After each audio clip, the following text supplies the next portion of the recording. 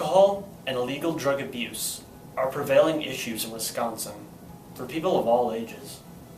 Abuse of alcohol and prescription drugs in Milwaukee alone affects 17% people aged 60, while the rate of alcohol abuse by teenagers is a hauntingly 24%.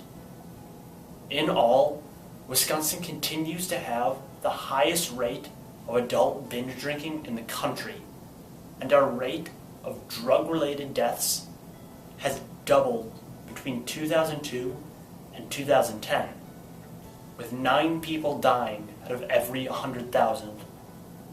And the drugs that are most commonly being abused are those that are most destructive to the human body, such as heroin, methamphetamines, and opioids. And the most common age to start taking these horrific, life-altering, and usually very expensive drugs are at the cusp of adulthood, or between the ages of 18 and 25. These destructive lifestyles that lead to poverty are on the rise in Wisconsin. Domestic abuse is a common behavior for impoverished and broken families. According to the National Resource Center, domestic abuse is characterized by one partner's need to control the other by the use of violence. Means of violence include physical, sexual, and psychological attacks. To give perspective on the issue, nearly 3 of every 10 women in the United States, an estimate of 34.3 million people, report they have experiences of rape, physical violence, and or stalking by an intimate partner. Men are far less affected by the domestic abuse, given 1 of 10 males are impacted. Domestic abuse is especially a concern for children. Youth exposed to domestic violence often develop interpersonal skill deficits, psychological and emotional problems, and externalizing behavioral issues. Domestic abuse accounts for 15 to 50% of all police calls, the single largest category received by police. Perpetrators' abuse is purposeful and deliberate, based on the attitudes and values, and to maintain control of their relationship. Many women face a difficult choice to choose between an abusive relationship or living on the streets. Approximately 63% of homeless women have experienced domestic violence in their adult lives. Fortunately, facilities such as Milwaukee Rescue Mission reach out to domestic abuse victims and provide a home. Drug abuse and domestic violence are a major cause of homelessness in Milwaukee. In 2012, there were around 200 people that were homeless in Milwaukee with a drug addiction problem. There were also around 300 people in Milwaukee who were victims of domestic abuse.